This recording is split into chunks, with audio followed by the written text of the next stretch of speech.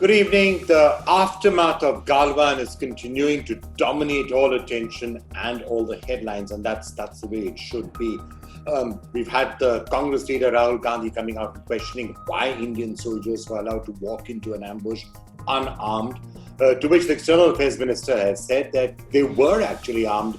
All soldiers on the border do carry arms, but they didn't use the weapons because of the protocols that exist. And if that story is really correct, then you have to think about the discipline of those soldiers, the discipline and the courage of those soldiers, that they came under attack by Chinese soldiers wielding clubs and barbed wires and stones, and they had guns, but they didn't use them and they didn't fire back. Now, as we continue to piece together what exactly happened at Galwan, one piece of information did come from the Indian Army saying that no Indian soldiers are actually missing right now, and that, I guess, is a source of some relief. Also, continuing discussion in India as to how best to react to China. The fact that there's going to be a certain amount of resetting of relations with China almost seems certain. We've seen a lot of anger from people calling for a boycott of Chinese goods. We did hear at least one somewhat strange remark from a government minister saying that boycott Chinese food, which is somewhat strange because most Chinese food in India is actually Indian Chinese, and besides it's made by Indian cooks using Indian ingredients. So I'm not sure what the point of the boycott is.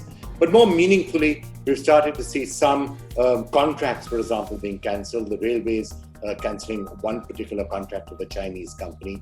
So we'll have to see how this goes forward and what the long-term repercussions of Galwan are going to be. Here are all the big stories of the day.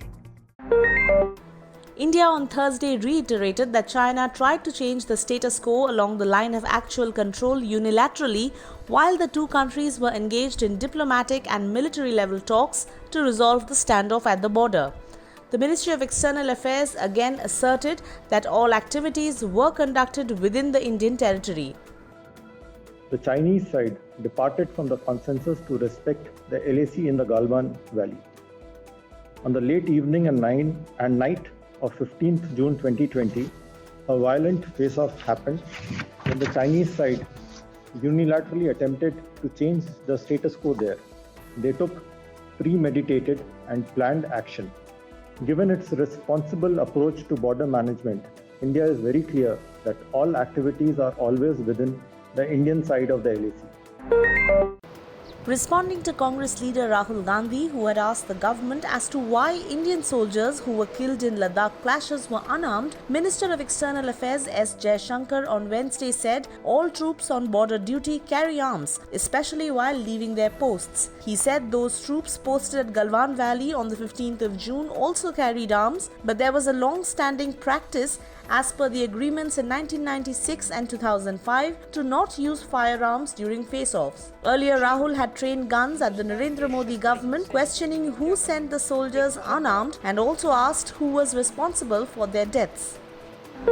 Training guns at the Narendra Modi government and questioning who sent the soldiers unarmed and asking who was responsible for their deaths, Congress leader Rahul Gandhi has said China has committed a big mistake by killing the unarmed Indian soldiers. चीन ने हिंदुस्तान के शस्त्रहीन सैनिकों की हत्या करके एक बहुत बड़ा अपराध किया है। मैं पूछना चाहता हूं, इन वीरों को बिना हथियार खतरे की ओर किसने भेजा और क्यों भेजा? कौन जिम्मेदार है? The attack by the Congress leader continued for the second consecutive day. On Wednesday, he questioned Prime Minister Narendra Modi's silence on the killing of Indian soldiers in Galwan Valley.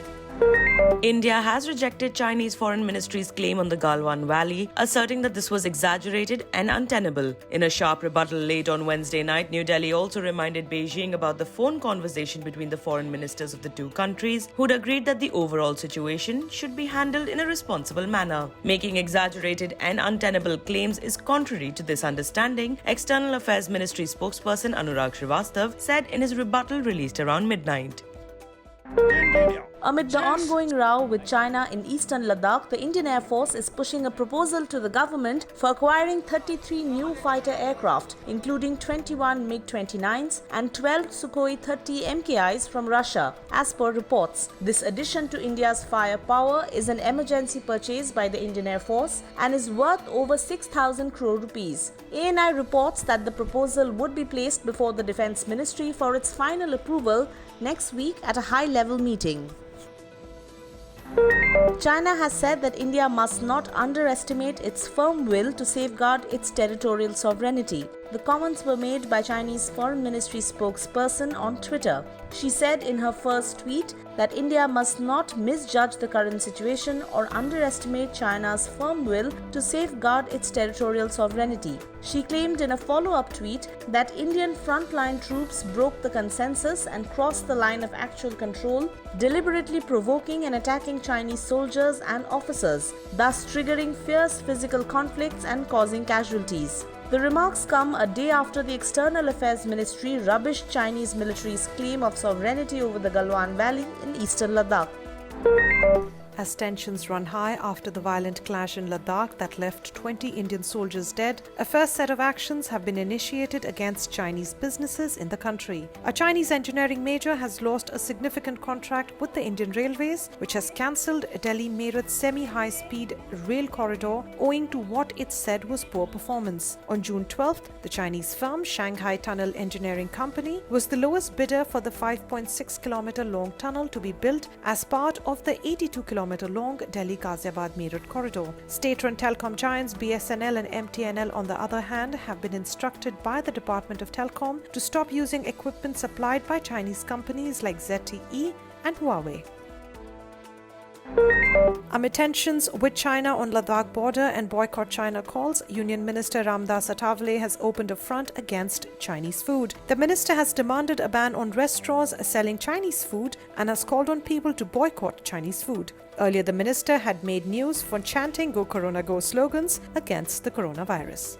Chinese hotels है, Chinese restaurant है, ऐसे restaurant पर पाबंदी लगानी चाहिए और Chinese restaurant चलाने वालों ने चाइनीज रेस्टोरेंट बंद करना चाहिए। सरकार ने उनको इसी तरह का आदेश देना चाहिए और चाइनीज फूड खाने वाले लोगों को भी मेरा आह्वान है, निवेदन है, नम्र विनंती है कि उन्होंने ऐसे वक्त पर जिन्होंने हमारे 20 नौजवानों को शहीद किया है, हमारी छेड़छाड़ की है, हमारा अपमान करने का काम किया है, ऐसे चाइना के जो फूड है उस पर भी सभी लोगों ने बहिष्कार डालना चाहिए।